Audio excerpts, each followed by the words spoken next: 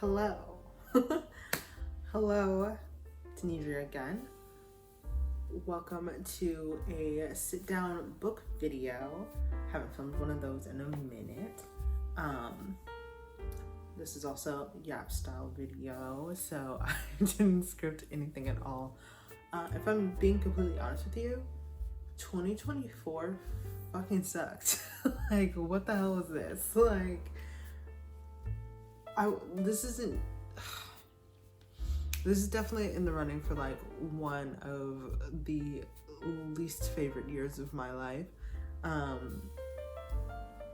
2018 also sucked in a very particular way, but yeah, like not my fave, not my fave. I can't lie. So instead, we're going to talk about everything I read and didn't read and didn't finish reading in 2024. So buckle up, it's mostly manga. I will let you know that right now. Spoiler alert, it's mostly manga. Which feels like cheating. It feels unfair. But it's also like manga is a book as well. Yes.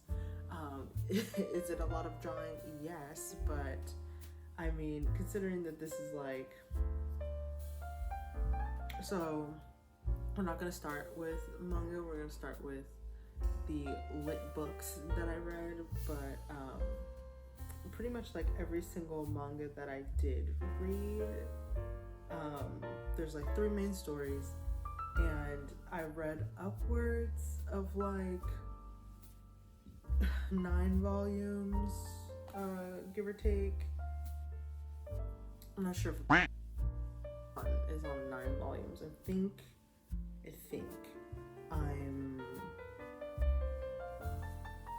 maybe 8 volumes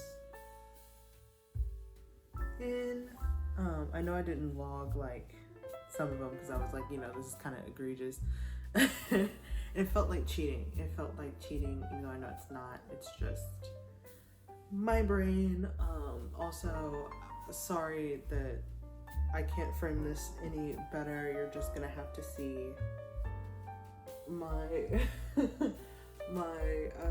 what is this? This is like a Glade plugin. Like, just know my room smells good. Okay. Anyway, so I have the slab, super busted. Also, I'm not sure if the audio for this is gonna be okay because I broke my monitoring headphones, my like over the ear headphones that I would wear to check the volume for this. So we're doing the best we can. Okay, if you support the channel, subscribe, like the video, you can donate to the channel coffee page, because I would love you if you did. Anyway, so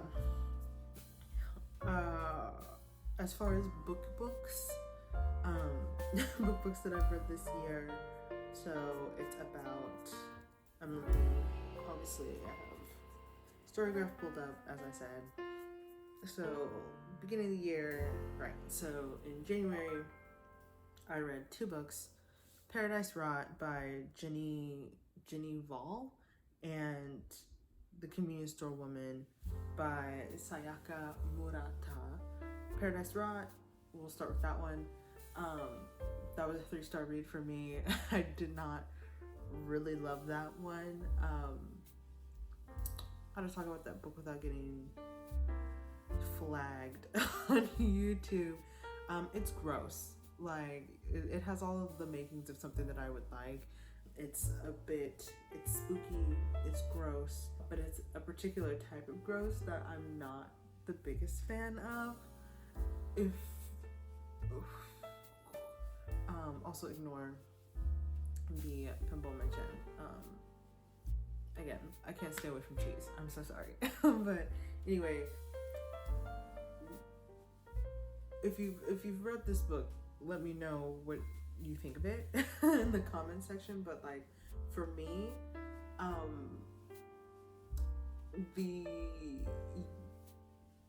the use and the frequency of the golden shower was a little too much for me. I'm not saying something. I was a little shook that I was like, wow, this is so gross to me. Like, this isn't sexy in any way. Because, like, you know, the summary or like the little blurb about the book is like, oh, whoa, like it's like so like, you know, sensual and like, you know, it's sensual, it's spooky, it's a bit gross. And I was like, sign me up, okay? You're speaking a language that I like. But I was like, whoa. It's not a bad book by any means. I was just kind of like, so the frequency of the golden shower really kind of threw me off. We're starting off strong also. Hi. Hi, it's enidrea. Yeah, like, you're gonna know so much about me. So much about me and my reading habits with this one. And, you know, good, because it's my channel, okay? Like, hello?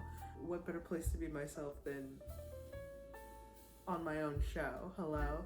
But so Paradise Rot, I don't think I took many notes for this particular book. I was just kind of like, wow, this is a lot. There's a lot of golden shower, not enough showering for me. That is a joke. It's like a fairly decent book aside from that. Like, I wouldn't knock points off for that. If anything, it lends to like the visceral, like, ugh. So, you know, gives points for actually making me have like a visceral reaction. Because there was definitely a couple parts where I was just like, ew. Which is, I guess, the point. You know, I pick a book because it's gross and then I'm grossed out and I'm like, why? Like, hello, dead dove. Like, hello, what are you doing? But, yeah, so, you know, it was just an okay book for me. Definitely not something I would pick up again.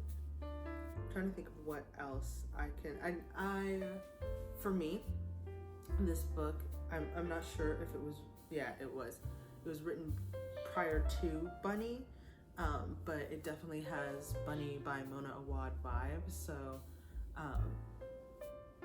but it didn't hit for me specifically in the same way that Bunny did, especially because like Bunny is one of my favorite books of all time, and so this book is similar, but like, you know, definitely not the same, obviously different author. But second burp, I made Shin Black ramen earlier. It's like my favorite ramen. It's so good. It's so freaking good. But I made it like a stir fry noodle, so like I just kind of took the components and just like stir fried them and then cooked the noodles in that, put some butter in it. Ooh. It's also really good if you put cheese in it, but again, you need to stay away from cheese for the foreseeable future. But that's an aside. Anyway, so yeah, Paradise Rot was just okay. I wouldn't be like, oh my god, you got to read it, but if you want to, like, who am I to tell you what to do? However, next book that I read in January, Convenience Store Woman, I loved it so much. I really liked it. I feel like it really gave what it needed to give, especially like, you know, kind of you're experiencing the world through the main protagonist.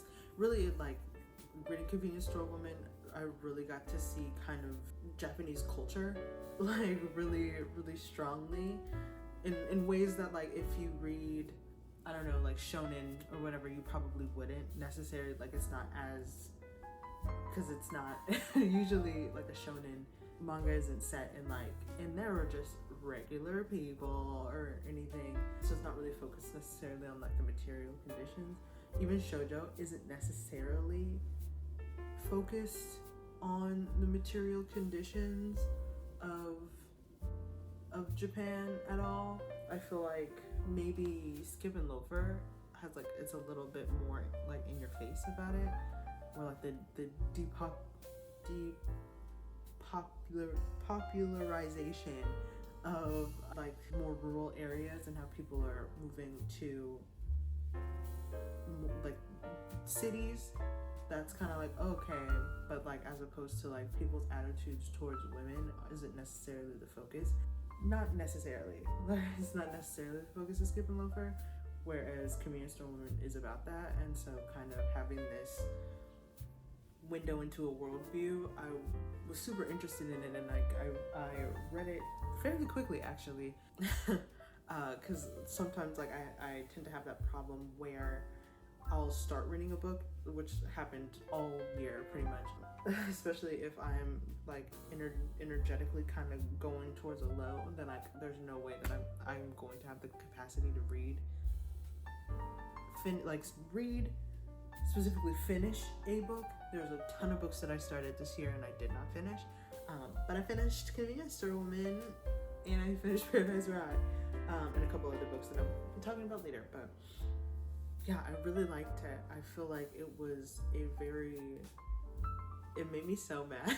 It made me so mad and frustrated, which I guess is the point, because it's like, you know, why are things like this? Or like, why do people think like this? And I feel like this book did a really good job of that. I have in Goodreads, oh my gosh, I have the STORYGRAPH, sorry I'm not wearing pants, seat adjustment because I'm sitting on the floor. But I have on Goodreads that I give it 4 stars, which I feel like is fairly accurate. I'm probably thinking about it now, I probably would give it 4.5. I really like the funny moments in the book did surprise me, and then like at the very end, there's like a little like short story written by short blurb written by the author, which I thought was so funny. It was such a funny kind of like talking about how the story came to be, and I really loved it. So that would be the extra 0.5 because it was really great. There, like, I also really enjoyed that there really is no, I feel like, resolution to the story, or like there's no, like, it's not a strong resolution of like, and then she beats the patriarchy or anything like that. It's just kind of like, yeah, and then that's the end, which I feel like a lot of Japanese stories do, which I enjoy a lot, because really, like, there is no answer to this problem necessarily, especially like because it's like, hey, this is just one person, like how one person decides to deal with this situation might not be how other people choose to deal with the situation, and so it's a little bit more open, like, now what do you think? Which I enjoy. Okay, we'll go in month order just because it's easier. And so then January through like essentially March, I read absolutely no like literature book. It was mostly dedicated to A Condition Called Love because it was being made into a anime, and I wanted to read it ahead of time before watching the anime, and I'm glad that I did, because if one thing is true, I am a Hananoi defender. Because like, I get it. Like, I get it. He's kind of real for that. And people are kind of like, oh, you know, like, he's so toxic. He is. And like, I feel like that's kind of the point, is that he is kind of toxic. You know, toxic, he definitely like does not go about things in ways that if you are an adult would make any sense. Like, you'd be like, what is wrong with you? Or whatever, which I feel like a lot of the people who viewing it are like, yeah, what is his problem? Or whatever. But having read as far into the manga as I did, the author gets into why he's like that, but also to the benefit of the author, I really enjoy that they don't ever really condone any of his actions, and really like a lot of the characters are like, hey, that's it's not okay that you're like this. And you know, he changes slowly, and it might not be like, it's not like, oh, like complete 180, because if it was a complete 180, you'd know he's lying. Okay, he learned nothing from that situation. And so I really enjoy that element of the story. Every single volume was a 5-star for me. I've read up to maybe volume 11, I'm pretty sure. Yeah, I've read up to volume 11. On the STORYGRAPH though, I only have up to 9 logged, but I know. Because again, I was like, my entire 30 book reading goal is gonna be filled with just me reading pages or like volumes and volumes of manga, which I guess like I do every year. Like there's usually some story that I find and I like really just fully dive into. Pretty sure last year it was Yakuza Fiance, and also such a good. I think you can kind of tell that I really enjoy like a yandere adjacent male lead. I really enjoyed either like full scale yandere male lead, or somewhere close to it. I like reading about it. I do not like experiencing it in real life. I would like to once again reiterate, fiction only, amazing, because I can close the book. I can close the book. It's not my everyday, it's not my material reality. Cannot stress that enough. Also, like, my eyes look so different. I actually like took the time to tightline my eyes, and I feel like there's a part of me that feels like I look like a raccoon just a little bit, just a kiss, just a little bit, because like I feel that my eyes are kind of large anyway, and so then like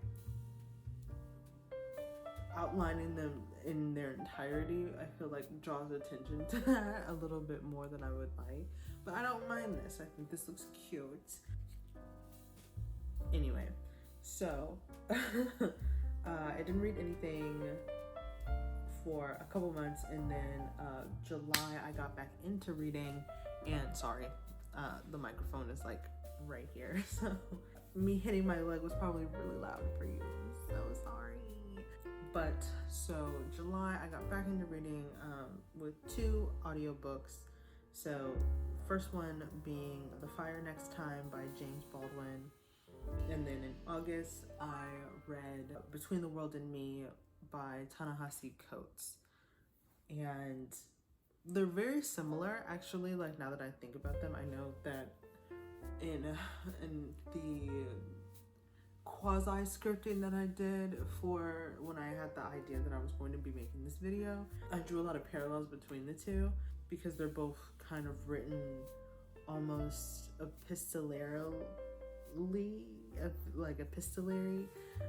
as like letters to their, so Ta-Nehisi Coates' book is written as a letter to his son, whereas James Baldwin's book is written as a letter to his nephew, and kind of like, you know, leaving behind messages and things that they've learned respectively about being just Black in America.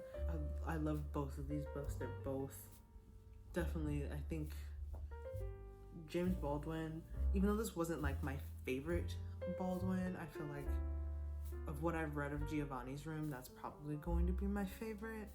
But I did definitely really like this work. I really enjoy reading James Baldwin's writing. I feel like he has such a wonderful mastery of language, and I'm trying to think, what's that Wes Anderson movie? It's the one with the newspaper, and it's the one with the newspaper, and It has like the super poetic black guy in it. That character being based on Baldwin, so like I always kind of think about that whenever I read something that Baldwin has written. And it's like, yeah, like this, it's very like, there's almost a lyrical quality to it, which I really enjoy.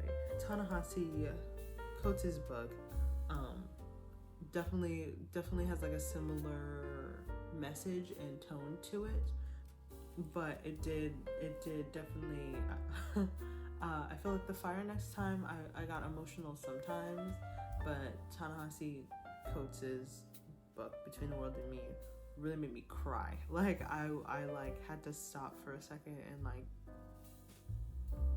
I think I was like making dinner or something while I was listening to this, and I was just like sobbing into the salad. Like it was so it had such like a huge emotional reaction to it, and for me that is the makings of a 5-star book. Like if I have like any type of like, you know, visceral reaction, then 5-star. Immediate 5-star. And so that definitely happened when I was reading this one. I definitely recommend it. I think whether you are black or not, it's still a lovely read. Very emotional. It may or may not hit the same, you know, because it's not like, if you're not black, it might not, Black American specifically, you might not have the same visceral reaction to it that I did, but you know, you might well up just a little bit. But yeah, I don't want to spoil it. I'm trying to like talk around it.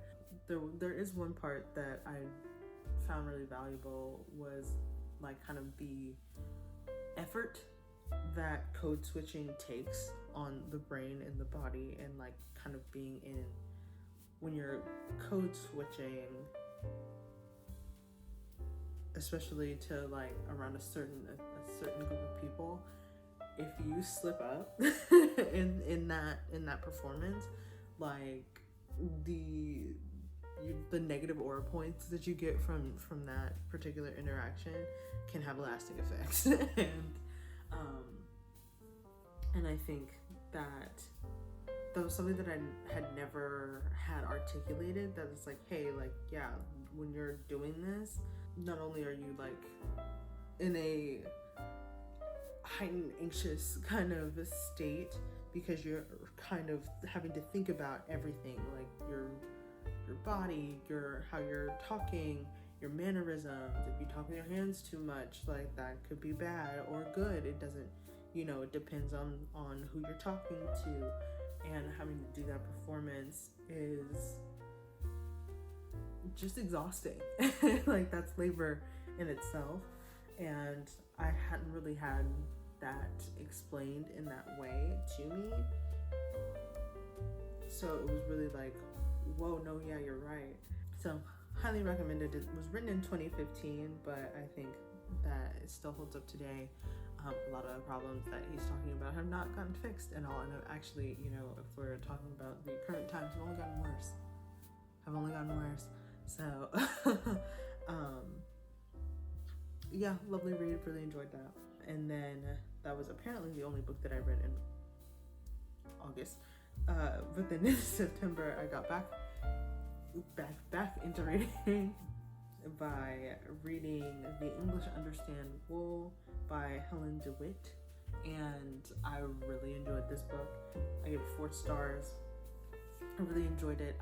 You really don't see, like, I kind of was able to predict the plot twists, but I was still, like, to the extent of the plot twist, I was definitely blindsided by it. It's literally only 69 pages, so, you know, very quick read, very easy read.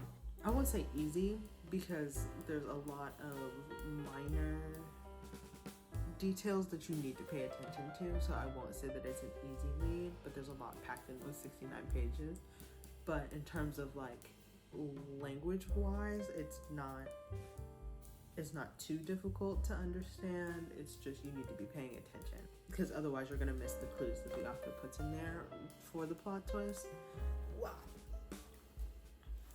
Oh, my legs.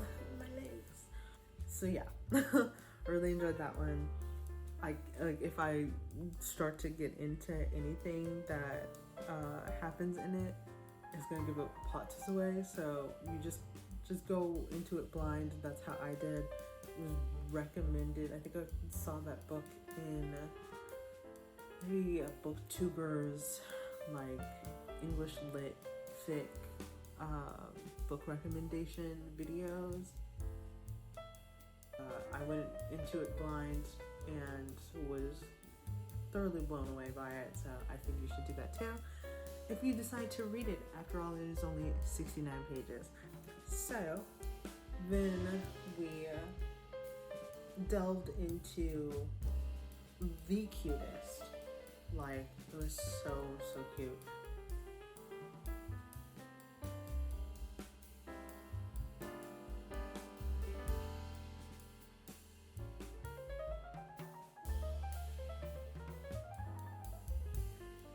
I ended up reading Cherry Magic.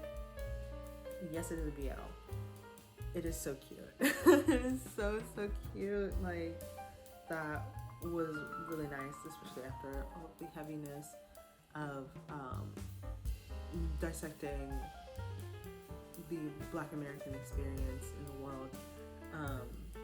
So just having, like, you know, cute BL to read was so nice. And again, every single volume that I read, I think I've read up to 8, 9. Yeah, I read like 9 volumes of Cherry Magic, and every single one 5-star. So good. I really like the characters and like the subversions of tropes that they chose to do. Really enjoy that. I also like the secondary couple. Like, I think they're so sweet, but main couple, like, literally. Oh gosh, it's been some time, obviously. I'm forgetting the love interest name, but he's like low-key so mean. Like, this is kind of bad, but like like I think I just, again, I have a thing for like low-key I'm low-key obsessed with you, like male leads. Like I'll eat that up every single time. If a story has a male lead and then he's low-key kind of obsessed with the protagonist, I'm eating it up. Thank you. Right. So at the end of September, so I didn't read all 9 volumes of Cherry Magic all in September. I spaced it out just a little bit. Just a little. Oh, no. Not according to STORYGRAPH. I read those all in September. But in the middle of me reading Cherry Magic, I did read Kim Ji-young, born 1982. Absolute 5-star. That book is so freaking good. It's so good. Was absolutely blown away by it. And I think it really did an excellent job of illustrating the things that it wanted to illustrate. And it was very well written. And man, this book made me so mad. Like, I got so irritated. I got so irritated by it, but like I couldn't put it down. I could not put it down. I had to read the whole thing. And it's only like 163 pages, but oh my gosh, like, again, highly recommend. I love reading Korean literature anyway, so shout out to translators that make that possible so I could read them in English. But oh my gosh, such a good book. Yeah. if I really get into it, it's gonna be a spoiler. But it really does the content of the book does such a good job at illustrating the material conditions of women in Korea. And yeah, it helps kind of inform certain elements of society, which is why I like reading literature from somewhere else, like somewhere that's not America, just because like, okay, like, as you know, I like K-pop as well, and I'm learning Korean as well, so, you know, kind of pairing all of those things together, and really taking in the art from a place that's not my native country. The linguistic anthropologist in me finds it endlessly fascinating, especially because, you know, certain elements or whatever that aren't necessarily obvious to somebody who's not from there, kind of being illustrated in this book as well, which I was like, ooh, thank you. Very, very fascinating, and I love this book. It was a 5-star. So yeah, so I wrote that in the middle of reading a whole bunch of BL, but then I fell into the rabbit hole that is the Apothecary Diaries. Absolutely love that manga so much. Like, I cannot stress to you how much. Like, it's probably, this is like, my love for this series is so serious, because I was like, I need to buy this, like, volumes of it. I read them digitally, and so I was like, I need to physically, materially have these. And so that's how you know, like, because as I said in one of my previous book videos, I don't buy books. I don't. I don't, unless I have to really, really like a book to want to own it physically. Especially like and that's not to say that I don't have any physical books, but usually I don't keep them. I won't keep them if I like, okay, I finished it, like, oh, alright. You know, I don't see myself going back to this, then like, I'm gonna donate them. I'm gonna donate them or put them in the little free library. Back where I used to live, there used to be a little free library close by, so I would just always be like, okay, I'm not gonna look at this book ever again. And so I just put them in there. But yeah, Apothecary Diaries is so good. If you haven't read it, please read it. Yeah, like I literally cannot stress that enough. I feel like, one, it's a mystery, and you know how I feel about mysteries. Like, love me a mystery. Love me a mystery.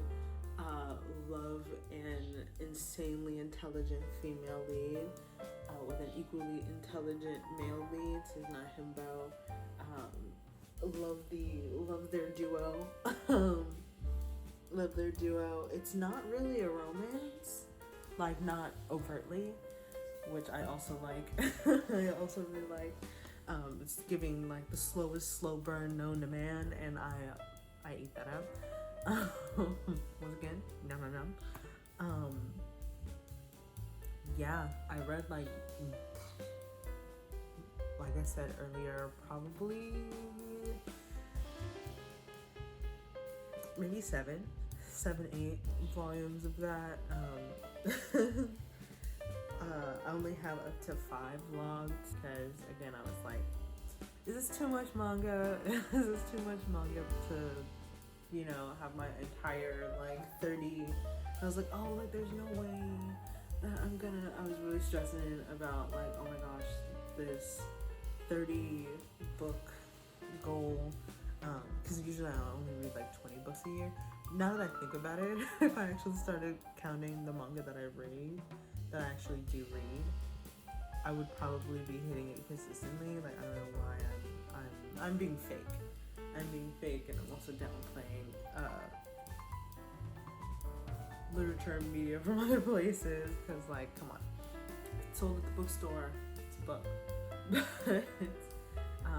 Don't quote me on that. But yeah, so those are all the books that I finished, and then I have so many that I did not finish.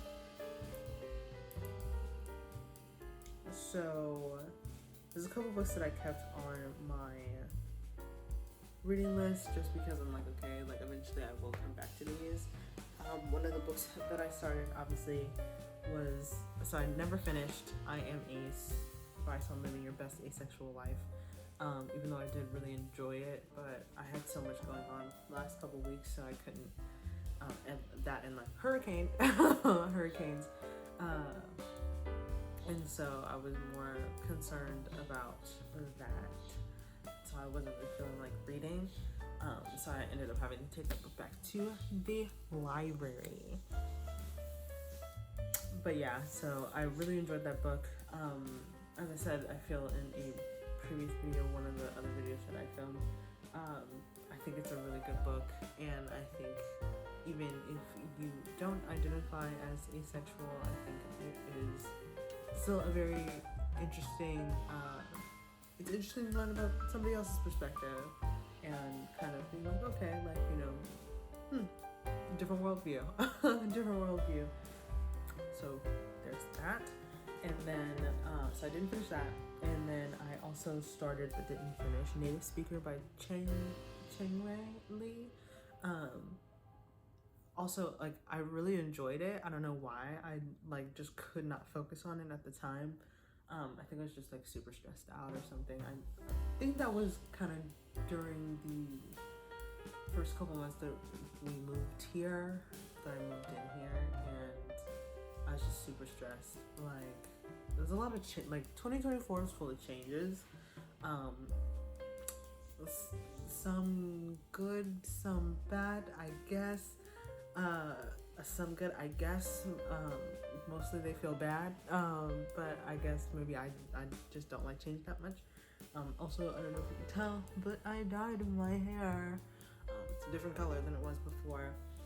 They let me loose in the box dye hair care aisle and did some serious damage. My ends actually aren't too horrible, but I have to keep up with remembering to oil them and taking care of my hair so that it doesn't break off and fall out like I did last time. So you really can't tell, but it looks like brown, but it's purple. So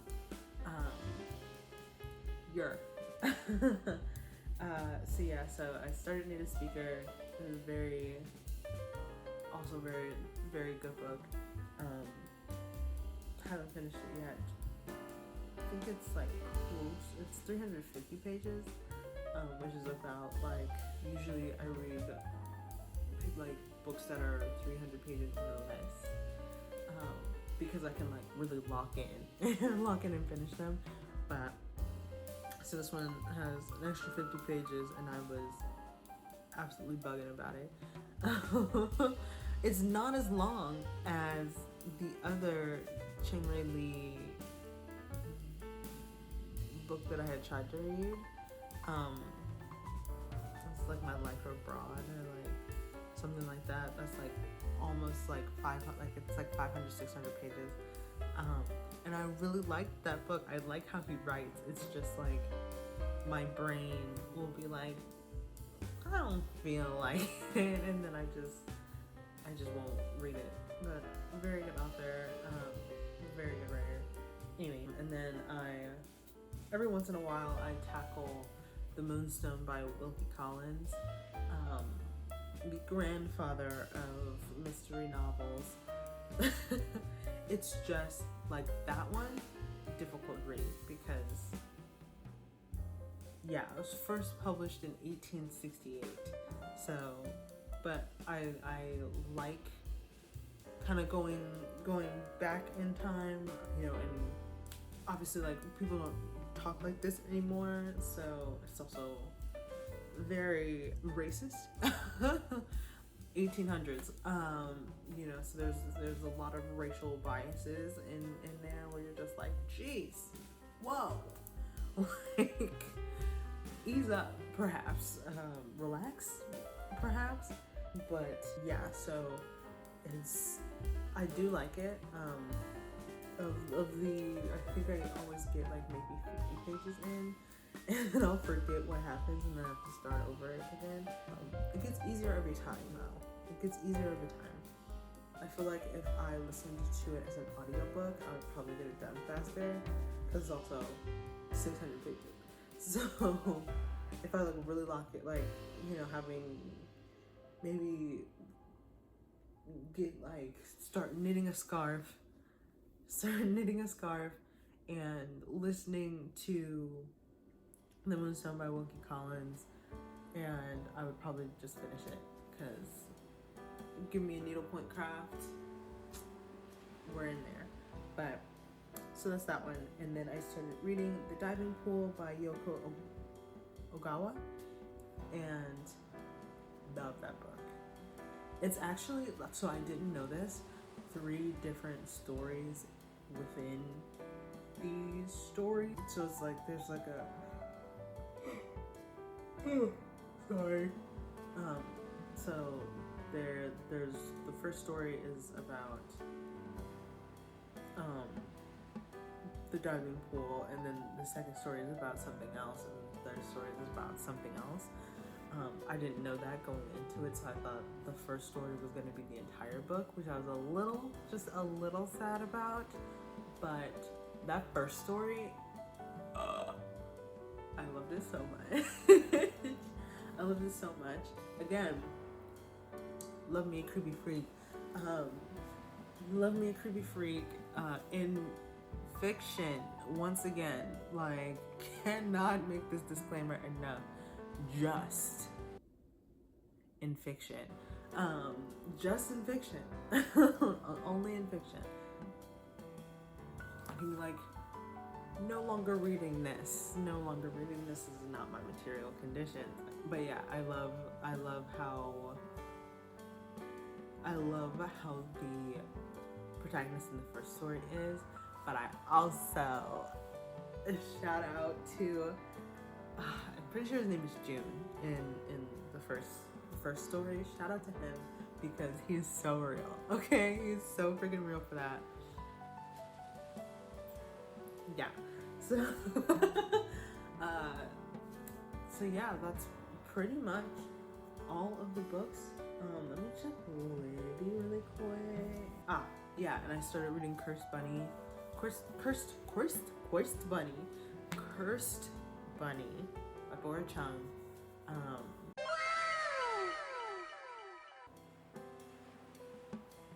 Translated by Anton Kerr, I'm fairly certain. Fave. Absolute, like, hands down. That first, is it the first one? Like, the first couple stories are so fucking gross. They're so nasty. They're so gross. But I was into it. I was like, this is a good story. Absolutely visceral and gory. But I'm picking up what you're putting down. I really enjoy this.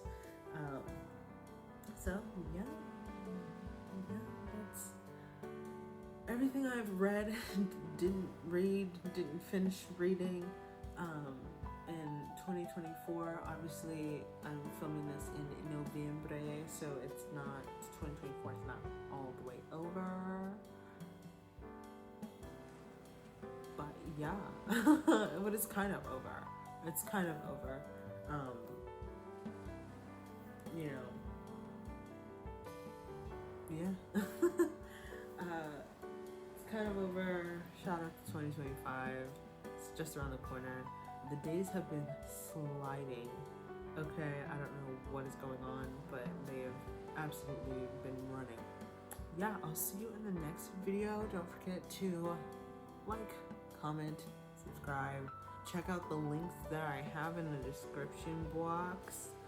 You can donate to the channel down there.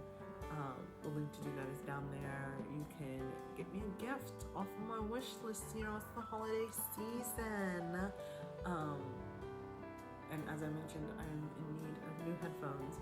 So that'll be on the wish list. If you are feeling so generous, I thank you so much. And yeah, I will see you in the next one. Perhaps, potentially. Anyways, I'll see you later. See you in the next one. Bye.